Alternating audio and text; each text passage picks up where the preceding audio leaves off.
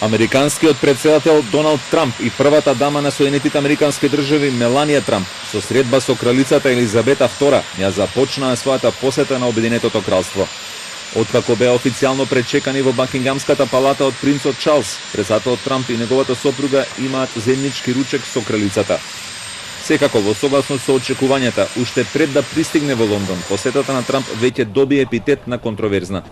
Пред самото слетување, Трамп на Твитер објави порака во која го исмева градоначалникот на Лондон Садик Кан, кој го опишува како целосен губитник.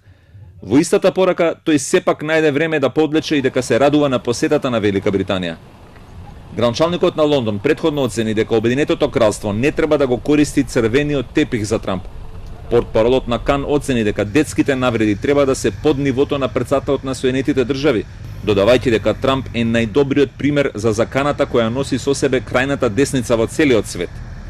Во повеќе англиски градови, Лондон, Манчестер, Белфаст и Бирмингем, во текот на тридневната посета ќе се одржуваат и протести против посетата на американскиот претседател.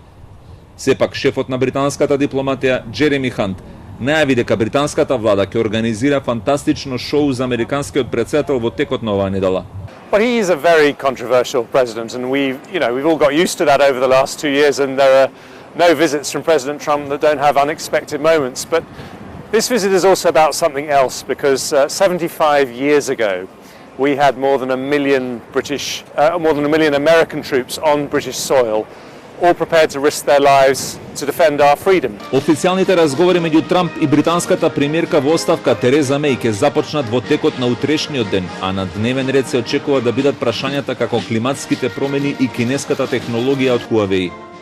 Во интервју за британскиот весник Sun, Трамп изјави дека го поддржува Борис Џонсон да биде нов премиер на Обединетото кралство, а како свој пријател го опиша и лидерот на партијата за Брекзит Најджел Фараж. Вечера во палатата ќе биде организиран и банкет во чест на Трамп, кој ќе го бойкотираат лидерот на лабористите Джереми Корбин, како и спикерот на долниот дом на парламентот Џон Беркоу.